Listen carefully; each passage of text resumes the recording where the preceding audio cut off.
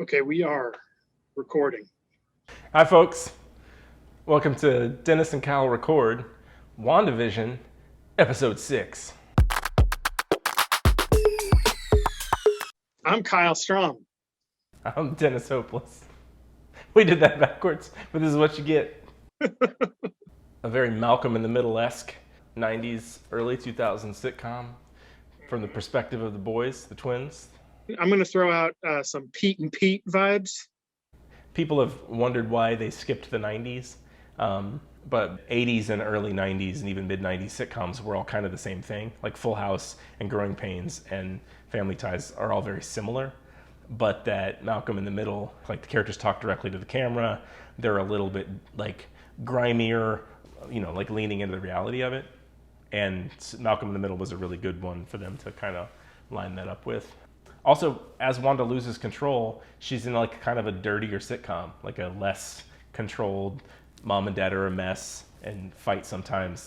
Yeah, I did a little timeline, and it's a made up story that they're doing each decade anyway.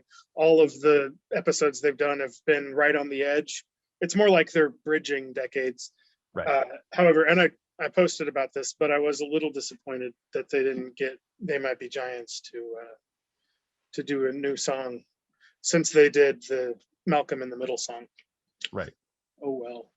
Well, Halloween episodes is a staple, and they're aware of that. They dress up for Halloween. Some of them go trick or treating. Wanda and their two sons, who I only know from their superhero names, Speed and Wiccan. Tommy and Billy. There had been no kids in town. Oh, And there then had been no kids at all in town until Halloween. yes, because Vision asked in the previous episode where all the kids are. There was an empty playground, which I presume is why she gave them a Halloween episode next, was to answer that question. And I liked how they gave the kids their powers, and they had their own shitty versions of their Marvel costumes. Quicksilver, who's shown up, who is Wanda's sister, Brother. go together and trick or treat, while Vision lies and says he's going on neighborhood watch, but instead goes to investigate the bizarre situation And gets to the outskirts of town where the people are moving like animated GIFs. and like crying Yes. because they're in horrible, they're in a really bad place. And then he finds Agnes in the car, dressed as a witch. Right. Another clue. Yes, because all of the other characters in the episode are dressed in their comic book versions of their costumes. Wanda's dressed like Scarlet Witch from the comics, and Vision is dressed like a finger quotes Mexican wrestler, but looks like Vision from the comics. And Pietro makes a costume with duct tape that looks like Quicksilver from the comics. So that's another clue. Or a red herring that Agnes is Agatha Harkness. If she is not that character, they're definitely want you to think she is. Then Vision tries to leave, right? The hex, as they're calling it, and doesn't go so well. When he was walking towards the invisible barrier, and I was thinking, well, he's just going to turn into a corpse when he gets on the other side. That's what I thought. But wait, Monica's 70s outfit was made out of the Kevlar. What Wanda does inside there actually remakes reality. So is it possible that Vision will still be alive because she's changed him fundamentally? And in my head, anyway, it made that sequence where he was walking to the outside really interesting because I wasn't sure which way they would go. And instead, they kind of split the difference where he does walk out and doesn't immediately fall down as a corpse, but he can't get out and it's pulling him back in pieces. And that was a cool nod to the comics in House of M when Wanda makes and remakes reality. Like Tetris block chunks come out of things as they get remade. And that has become like the visual shorthand for her changing stuff in reality with her magic. And that's what was happening to him, is like the live action version of like chunks of him getting pulled off and yanked backward. Cool. But yeah, the guy that you don't like, the director of Sword or whatever, first thing he did was kick all of the characters we like off of the base.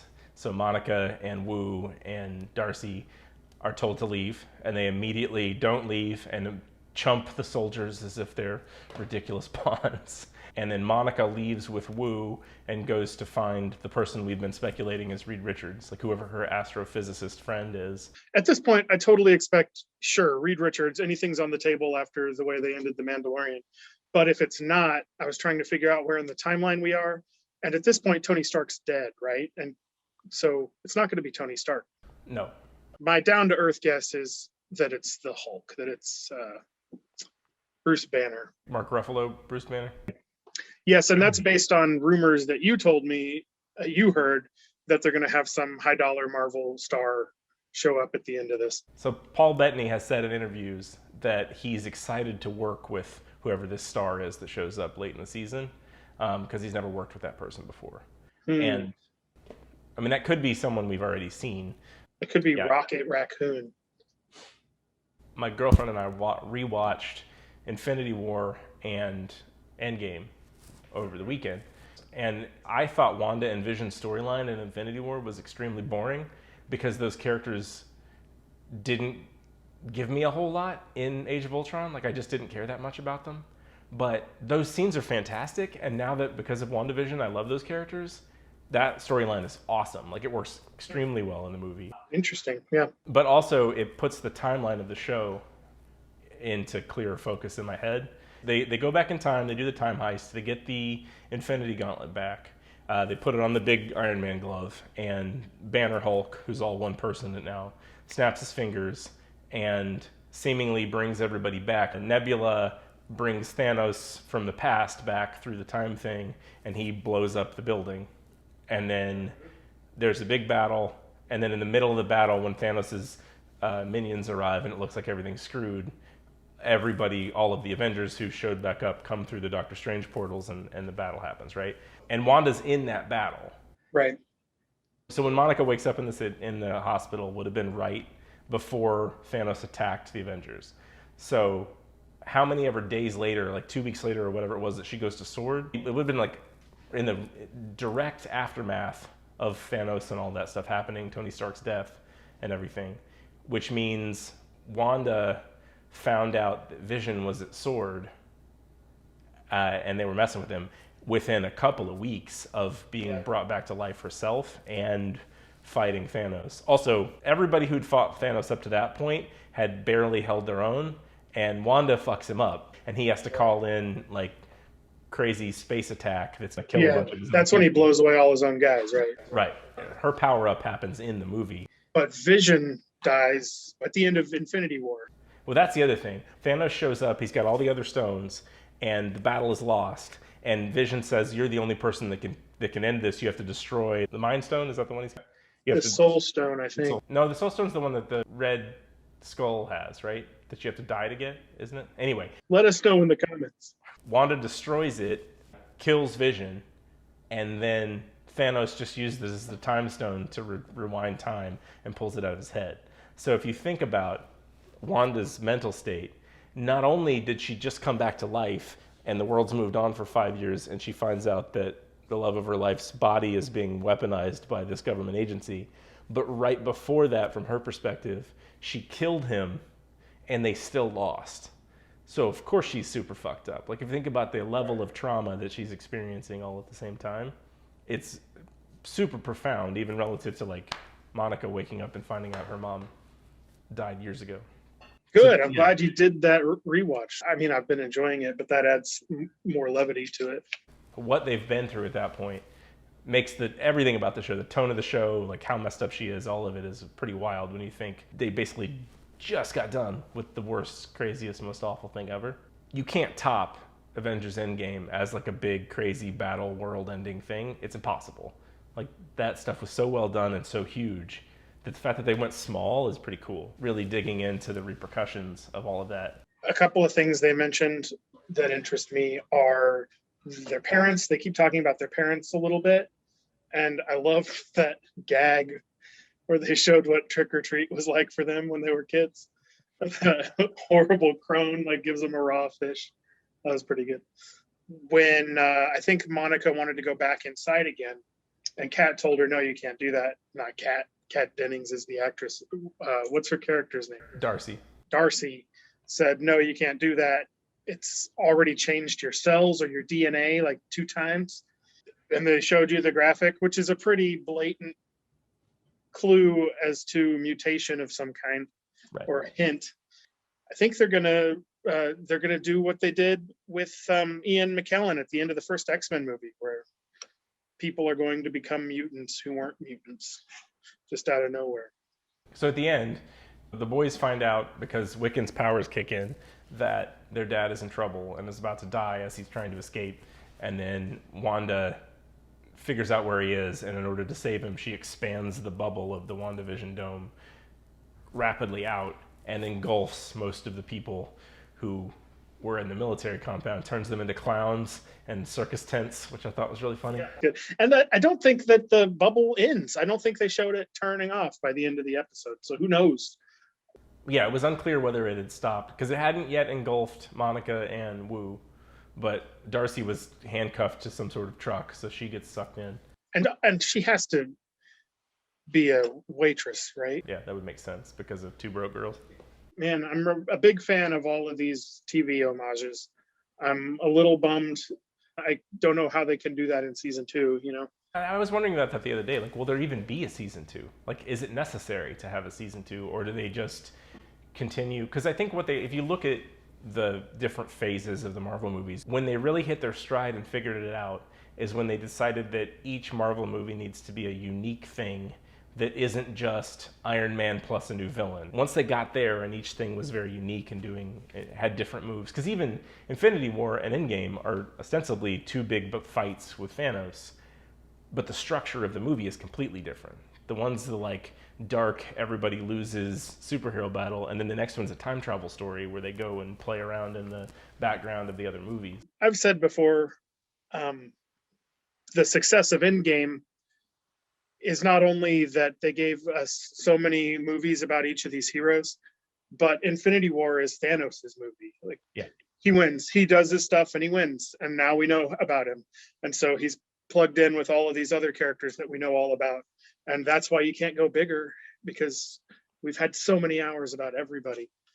That's what's so cool about WandaVision, though, is that the characters that had not had their own movie yet, they didn't have room to make you care about them as much as you cared about Cap and Thor and Iron Man.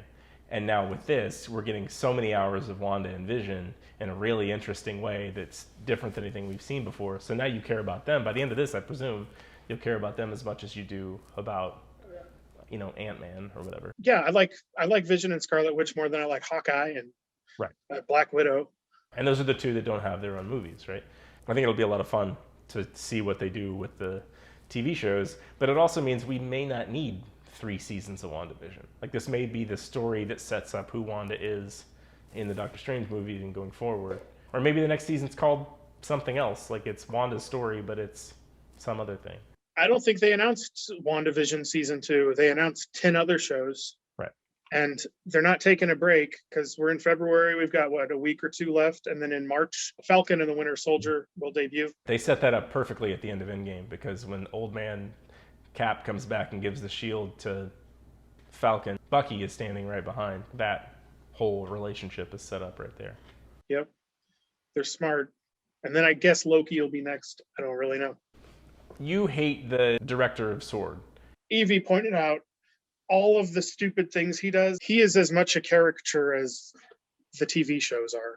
It seems like that. I think in order to avoid tonal whiplash, they make the stuff that happens outside the bubble a little bit more sitcom-y and a little bit funnier and a little bit less dark than it would be in real life. What that buries, I think, especially with that character, and they touched on it in this show, he's the only one that lived the 5 years after everybody disappeared. So a big, powerful guy coming down and doing some crazy magic shit that ruins the world is something he had to live through and experience. Whereas Monica, she missed all that.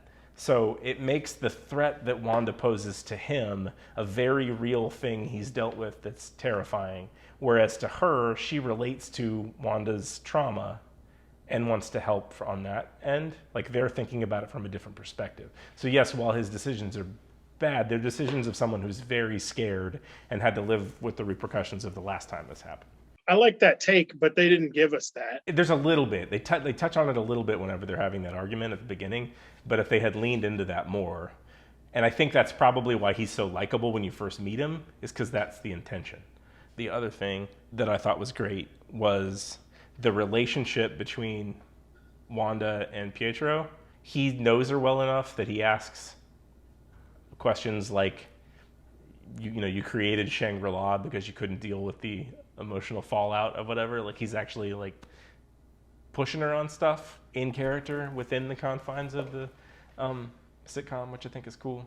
3 things let's talk about. If you believe her in the previous episode, she did not make him appear. Right. She didn't expect him to appear. She saw him dead, just like she saw Vision dead, with the pierced by. Was he shot? I don't recall. It might have been debris, but he has a lot of holes in it. Right. And then the third one, oh yeah, she doesn't trust him. She's trying to trick him to see if it's actually him. I like that mystery. I mean, it's a micro mystery.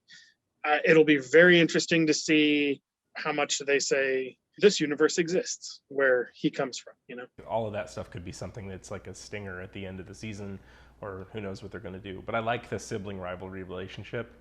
Like he pushes her, he knows her really well, she loves him, but also he pisses her off, he pushes her buttons. So like when he says the thing about their dead dad and she throws him across the town square, he's not her husband that she's been duping, and he's not her kids that are supposed to listen to her. He's the guy that knew her before this, even if he's in there with her, and he kind of gets it on all levels. The other cool thing we didn't talk about is the commercial, which is fantastic because it looks like a kid's food commercial from the early 90s, which were always really disturbing. It's about like eating magic and how it like the character wastes away because they can't get the wrapper open. So like, what is that? Is somebody like feasting on Wanda? Is that what's happening? Is there a bad guy that is pushing her to do magic in order to fuel themselves, or what? I'll be very interested to go back and watch all of those commercials again. It's clear, I think, from the movies and from this, that when Wanda gets extremely emotional, her powers like uptick hard. And so we saw before that at the edges of the town, she was barely able to control the people. Like the people that were on the outskirts weren't moving around, they were only barely there. Right. But then she pushes it like a mile out. So clearly in that moment, like she's either pushing more power out or is more powerful. And, she fights Thanos. She's clearly crazy powerful relative to before. I've seen some stuff online where people are concerned. They don't want the trope of her being insane. But when someone goes through trauma, we all are a little crazy, and it's a wound that has to be healed. And like our emotional function isn't as great as it was before the trauma until we come through it. So I hope that they're not afraid to lean into the fact that like she went through some really awful trauma and has a very human response to that. Having Monica going through something really similar, who's a character that seems put together but clearly has her own issues, it allows them to do that without vilifying the character because she's emotional or whatever. Like I get that concern, but I think that's extremely human. I don't believe for a second that the next big bad is Kang or the Claw or whatever. I absolutely believe it's Doctor Doom. I mean, Wanda would make sense too, but I think you like her too much. I mean, they gave us the darkest ending ever at the end of Infinity War, and then they kind of left the Marvel Universe in a crazy place after Endgame. So, yeah, I suspect it'll be a little more hopeful. I think it'll be a huge shift in what is possible, and it'll cause all sorts of conjecture. I think mutants will show up by the end, and then that's all anybody will talk about. Do you think they'll do like The Office, Parks and Rec, like some sort of found family workplace, something or other? I mean, The Office is obviously the biggest show of the decade, but it's not the same thing. It makes sense to do that sort of like faux documentary style thing that got so big if instead of being about just Wanda's family, it's about all of the characters because they're now all trapped inside. Just the sword version of The Office. There's Modern Family. Yeah, Modern Family is the big actual family show. If this were a 22 episode thing, The Simpsons would get in there, but I don't think they're going to go that direction. Also, be really expensive to hand animate a whole episode. Yeah, I mean, they own an animation studio. So. That's true, I guess. Disney could probably animate things easier than I can. Yeah, so let us know what you think is coming and what you thought of this episode in the comments. Let us know if you've gone back and rewatched our nonsense now that we know what was right and wrong. And we are careening toward our live stream of the finale. So we really hope you guys will show up and talk to us through that. And let us know if there's some glaring reference to the comics that we're unaware of, because that's very interesting to me. Well, thank you, everybody. Dennis can be found on Twitter at Hopeless Dent. It's true. And on Instagram, no, Facebook, I don't know the rest. I'm on Instagram at Dennis Hopeless Comics. Facebook is my real name, which you can Google. Our TikTok is Missouri Swagger. We post these videos on both my personal YouTube page and the Missouri Swagger YouTube page, but you probably found this if you are hearing me talk about it. Where are you to be found, Kyle? On Instagram, Kyle Strom _ on Twitter at KStrom, my name on Facebook. If you have an elusive Clubhouse invitation, when we record this, we broadcast live, and you can hear the unedited version of this show where we forget names and pause to look them up. It's like the regular version, only less sophisticated. All right. Thank you, everybody. Toodles noodles.